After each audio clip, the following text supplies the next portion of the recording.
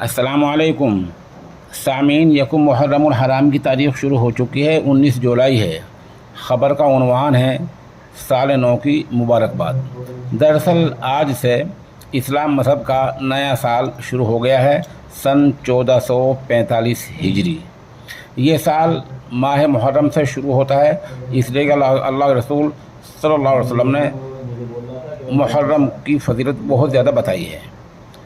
دوسرے کہ یہ سال کب سے شروع ہوا، کیسے شروع ہوا اور تاریخ کیسے شروع ہوئی، اس بارے میں چند معروضات پیش خدمت ہیں۔ تاریخی لحاظ سے کچھ چوک ہو جائے تو اہل علم سے مؤدبانہ عرض ہے کہ وہ ہمارے نمبر 96 27 70 90 14 پر ہمیں بتلا دیں۔ تاریخ کچھ اس طرح کہتی ہے، دور فاروقی ہے، یعنی حضرت عمر رضی اللہ تعالیٰ کا دور ہے۔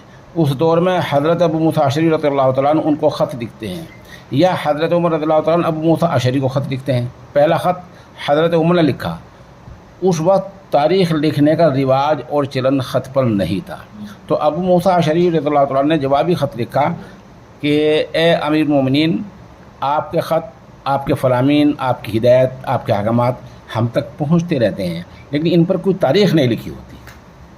یہ سن کر حضرت عمر رضی اللہ تعالیٰ عنہ نے صحابہ کرام کو اکٹھا کیا اور یہ مشورہ کیا کہ تاریخ تو ہونی چاہیے، اور تاریخ چاند کی ہونی چاہیے۔ پتہ تو اس وقت تاریخ عیسوی تھی، تاریخ عبرانی تھی اور کچھ تاریخیں تھی، لیکن حضرت عمر رضی اللہ تعالیٰ نے فرمایا کہ تاریخ چاند کی ہونی چاہیے۔ اب یہ بحث شروع ہوئی کہ چاند کی تاریخ کون سے اہم واقعہ ہو جس سے چاند کی تاریخ کی شروعات کی جائے۔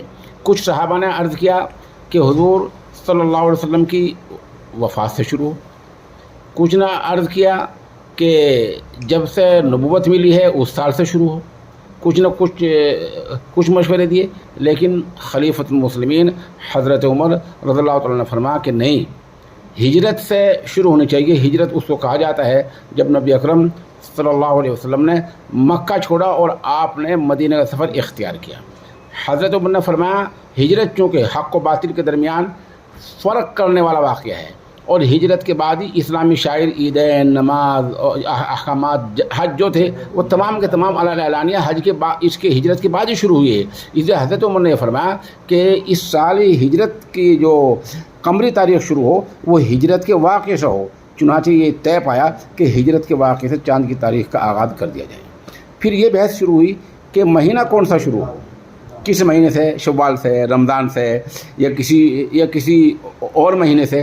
اسی وقت یہ پایا کہ نہیں، اللہ کے رسول صلی اللہ علیہ وسلم نے ماہ محرم کی بہت فضیلت بیان کی ہے، اس لیے محرم کے مہینے سے اس سال کی شروعات کی جانی چاہیے۔ چنانچہ دور فاروقی میں یہ طے پایا کہ اس سال کی شروعات ہجرت کے واقعے سے ہوگی، اور دوسرا یہ طے پایا کہ سال کے جو شروعات ہو، جو پہلا مہینہ ہوگا وہ محرم الحرام کا ہوگا۔